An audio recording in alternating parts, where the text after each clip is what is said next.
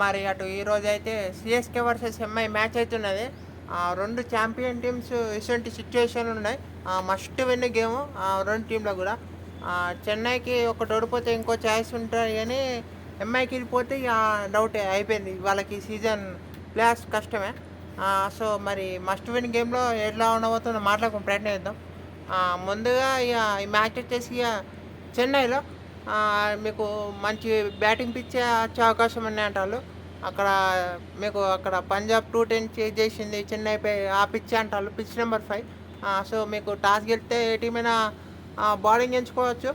కానీ అటు చెన్నైకి మీకు బ్యాట్ ఫైట్ చేస్తేనే మంచి హై స్కోరింగ్ పెడితే వాళ్ళు డిఫెండ్ చేసుకోగలుగుతాళ్ళు.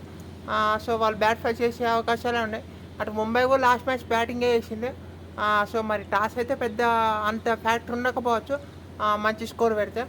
సో, 2 టీంలో కూడా ఈ మ్యాచ్‌లో అయితే నాకు తెలిసి ఏది చేసినా పర్లే అనిపిస్తుంది. సో, ఇక మన టీమ్స్ మాట్లాడకుండా అయితే చెన్నై టీం మాట్లాడకుండా అయితే వాళ్ళు ఫస్టు అక్కడ మీకు బ్యాటింగ్ ఆర్డర్ కరెక్ట్ సెట్ చేసుకోవాలనిపిస్తుంది.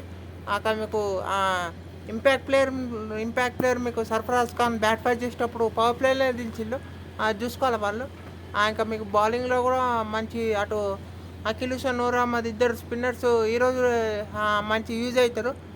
కానీ అక్కడ మీకు అన్షుల్ కాంబోజ్ అంత మంచి పర్ఫార్మెన్స్ ఇస్తాడు. కానీ అక్కడ మీకు కొన్ని వికెట్లు ఇవ్వాలి వాళ్ళు. వికెట్లు ఇవ్వకుండా వాళ్ళకు ప్రమాదం ఎదురవుతుంది.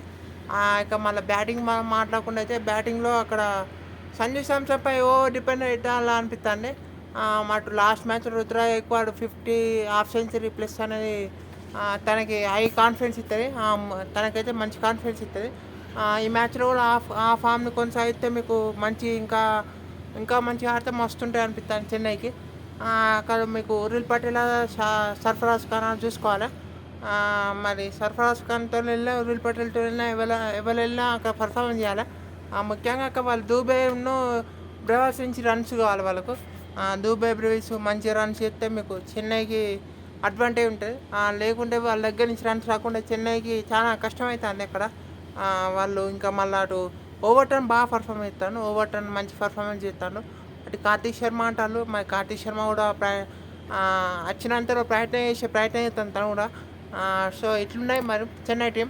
ఇక ముంబై టీం మాట్లాడకుండా అయితే బౌలింగ్ యూనిట్ అయితే వాళ్ళు తగ్గినంత ఎగ్జిక్యూట్ చేయలేకపోతారు వాళ్ళ ప్లాన్స్ని. అక్కడ మీకు యార్కర్ వేసే బాల్ ఫుల్ టాస్లో ఎక్కడన్నా స్లాట్లన్నా పడుతుంది. సో, ఇక్కడ మీకు కరెక్ట్ అనుకున్నట్టు ఎక్స్క్యూట్ చేయలేకపోతారు. అటు బోల్ట్ దగ్గర నుంచి మీకు వికెట్లు ఎక్స్పెక్ట్ చేస్తారు పవర్ ప్లేలో. సో, బోల్ట్ ఈ మ్యాచ్ కూడా ఉండాలి బోల్ట్. ఈ మ్యాచ్ ఆడితే పవర్ ప్లేలో వికెట్లు ఇస్తే బాగుంటుంది ముంబైకి. అటు బూమ్రా దగ్గర నుంచి మంచి బౌలింగ్ పర్ఫార్మెన్స్ ఎక్స్పెక్ట్ చేస్తారు. ఈరోజు మంచి డే కావాలని కోరుకున్నాం ముంబై తరఫున బూమ్రాకి. ఇక మళ్ళీ అటు బ్యాటింగ్ విషయంలో అయితే సూర్యకుమార్ యాదవ్ నుంచి రన్స్ రావాలి. సూర్యకుమార్ యాదవ్ నుంచి రన్స్ వస్తే బాగుంటుంది ముంబైకి. రికల్టన్, జాక్స్ లాస్ట్ టైం మీరు ఓపెనింగ్ కాంబినేషన్ బాగుంది అనిపించింది. సో, అది జాక్స్ మళ్ళీ రికల్టన్ అదే కాంబినేషన్తో అదే పర్ఫార్మెన్స్ చేస్తే హ్యాపీ ఉంటారు ముంబై వాళ్ళు. ఇంకా మళ్ళీ ఇక తిలక్ వర్మ మంచి ఫినిష్ చేయాలనుకుంటారు. ఫినిషింగ్ అప్పుడు తన బ్యాటింగ్ ఛాయిస్ వస్తుంది. సో, అక్కడ కనుక మంచి ఫినిష్ ఇస్తే బాగుంటుంది. హార్దిక్ పాండ్యా లాస్ట్ మ్యాచ్లో బాగా ఫినిష్ చేసిండు. సో, తను అట్లా కాంట్రిబ్యూట్ చేయాలనుకుంటారు. ఇంకా మన బౌలింగ్లో అయితే మీకు ఇంపాక్ట్ ప్లేయర్ షార్దుల్ ఠాకూర్ అన్న క్రిష్ భగత్ అని తెచ్చుకోవచ్చు. మోస్ట్లీ ఈ మ్యాచ్లో షార్దుల్ ఠాకూర్తో వెళ్తారు అనుకుంటాను. సో, షార్దుల్ ఠాకూర్ వెళ్తే మీకు పవర్ ప్లే తర్వాత ఒక ఓవర్ వేసే అవకాశాలు ఉన్నాయి. సో, మరి ఫస్ట్ అయితే కనీసం ఒక్క ఓవర్ రన్ వేయాలి షార్దుల్ ఠాకూర్. సో, చూసుకోవాలి మరి. మరి కీ బ్యాటర్స్ మాట్లాడకుండా అయితే చాలా ఉన్నాయి. అక్కడ మీకు బోల్ట్ వర్సెస్ సంజు శాంసన్ మంచి బ్యాటిల్ లెక్క ఉన్నాయి.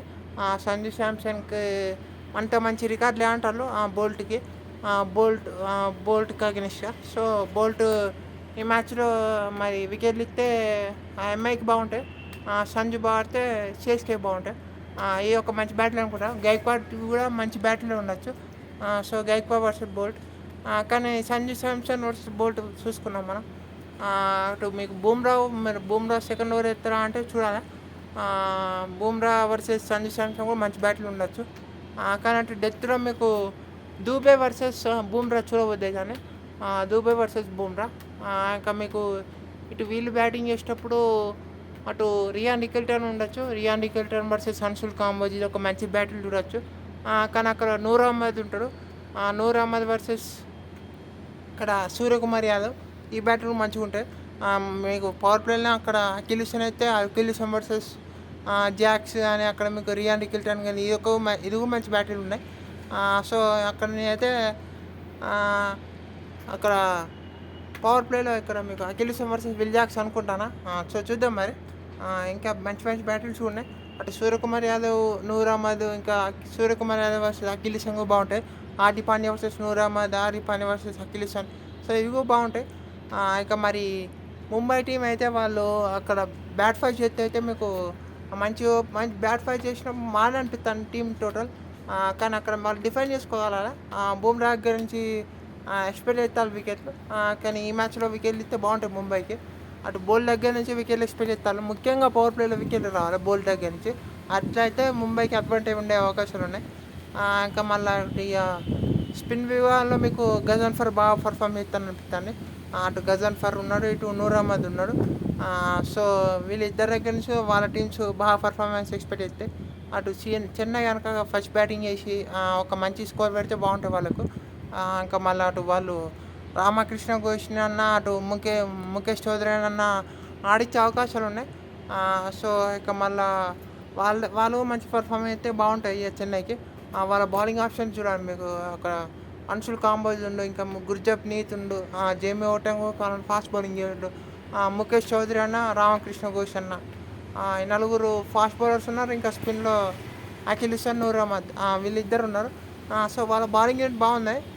ముంబై కూడా బౌలింగ్ యూనిట్ బాగున్నాయి. కానీ వాళ్ళు ఎగ్జిక్యూట్ అనుకున్న ప్లాన్స్ ఎగ్జిక్యూట్ కాలేకపోతానే అదే పెద్ద సమస్య ఉన్నాయి వాళ్ళకు. Hardik Pandya with the ball కూడా important. Hardik Pandya with the ball కూడా కాంట్రిబ్యూట్ అయితే బాగుంటుంది వాళ్ళకు. అక్కడ కనుక మీకు అశ్విన్ కుమార్ లాస్ట్ మ్యాచ్లో రన్స్కి వెళ్ళిన అనిపించింది. కానీ ఇక్కడ మరి లెఫ్ట్ హ్యాండర్లు ఉన్నారు, ఎంబటే రైట్ హ్యాండర్లు ఉన్నారు. మరి పవర్ ప్లేలో చూసే అవకాశం ఉన్నా అంటే చూడాలి మరి. హార్దిక్ పాండ్యా అక్కడ సిచ్యువేషన్ ఎట్లుంటా అని. ఇక మళ్ళీ మన టీమ్స్ మాట్లాడుకుంటే అయితే చెన్నై టీం మాట్లాడుకుంటే అయితే వాళ్ళైతే ఫస్ట్ బ్యాటింగ్ చేస్తే అయితే మీకు అక్కడ సంజు శాంసన్, రుతురాజ్ గైక్వాడ్ ఓపెనింగ్ మీకు వన్ డౌన్లో ఇక ఉరుల్ పటేల్ ఉంటే బాగుంటుంది అనిపిస్తుంది. కానీ సర్ఫరాజ్ ఖాన్కి ఛాన్స్ ఇస్తారనిపిస్తుంది. సో వన్ డౌన్లో సర్ఫరాజ్ ఖాన్, 4లో మీకు అక్కడ 4లో అక్కడ డేవల్ బ్రేస్ సిచ్యువేషన్ బట్టి డేవల్ బ్రేస్ అనుకున్నాం. 5లో అక్కడ మీకు కార్తిక్ శర్మ అనుకున్నాం. దూబే అనుకున్నాం ఇక 5లో మోస్ట్లీ. 6లో కార్తిక్ శర్మ, 7లో ఓవర్టన్, 8లో మీకు అక్కడ నూర్ అహ్మద్, 9లో అన్సుల్ కాంబోజ్, ఇక మీకు 10లో అకిలిసన్ కూడా ఉండు. అకిలిసన్ 11లో అక్కడ మీకు కలాన్ కూడా గుర్జప్నీత్, ఇంపాక్ట్ ప్లేయర్ ముఖేష్ చౌదరి, లేకుంటే రామకృష్ణ ఘోష్. ఇది టీంతో వెళ్తారనిపిస్తుంది. అక్కడ బాల్ ఫస్ట్ చేసిన ఇంకా మీకు ఇంపాక్ట్ ప్లేయర్ ఉంటాడు అక్కడ. ఇంకా ముఖేష్ చౌదరి అన్న, రామకృష్ణ ఘోష్ అన్న, లేకుంటే మీకు బ్యాటింగ్లో ఇంపాక్ట్ ప్లేయర్ అక్కడ ఉర్విల్ పటేల్ పెట్టుకొని వికెట్లు పడితే అక్కడ ఉంటాడు. సో ఇలాంటివి ఉన్నాయి చెన్నైకి అయితే. ముంబై టీం మాట్లాడుకుంటే అయితే ముంబై టీం లాస్ట్ టీంతో వెళ్తే బాగుంటుంది అనిపిస్తుంది నాకైతే. ఏం చేంజ్ చేయాల్సిన అవసరం లేదు. అటు రోహిత్ శర్మ లేడు ఈ మ్యాచ్కి, అటు ఎంఎస్ ధోని కూడా ఈ మ్యాచ్కి ఆల్మోస్ట్ రాకపోవచ్చు. సో సేమ్ టీంతో వెళ్తే అనిపిస్తుంది ముంబై. చెన్నైకి మరి ధోని కూడా రాకపోవడంతో వాళ్ళు కూడా సేమ్ టీంతో వెళ్ళే అవకాశాలు ఉన్నాయి. ఇక్కడ మళ్ళీ ముంబై టీం మాట్లాడకుండా అయితే Will Jacks, Ryan Rickelton, Quinton de Kock వచ్చినాయి. రియాన్ నికెల్టన్ ఈ మ్యాచ్లో అయితే డ్రాప్ చేయరు. సో రియాన్ నికెల్టన్ మీకు వన్ డౌన్లో సేమ్ మరి నమందీర్ లాస్ట్ మ్యాచ్లో వన్ డౌన్ ఆడలే. మరి ఈ మ్యాచ్లో వన్ డౌన్ ఆడే అవకాశాలు ఉన్నాయంటే చూడాలి మరి. సో స్కై, 4లో అక్కడ నమందీర్ అనుకున్నాం. 5లో తిలక్, 6లో మీకు హార్దిక్, 7లో అక్కడ మీకు ఆప్షన్స్ ఉన్నాయి. 7లో మీకు అక్కడ షారుల్ ఠాకూర్ కాదు, అక్కడ మీకు ఆప్షన్స్ ఉన్నాయి. హార్దిక్ పాండ్యా అక్కడ, తర్వాత షారుల్ ఠాకూర్ అనుకుంటే షారుల్ ఠాకూర్. సో రాబిన్ మింజ్ ఉన్నారు. రాబిన్ మింజ్ బ్యాట్ అని కాంట్రిబ్యూట్ చేస్తే బాగుంటుంది ముంబైకి.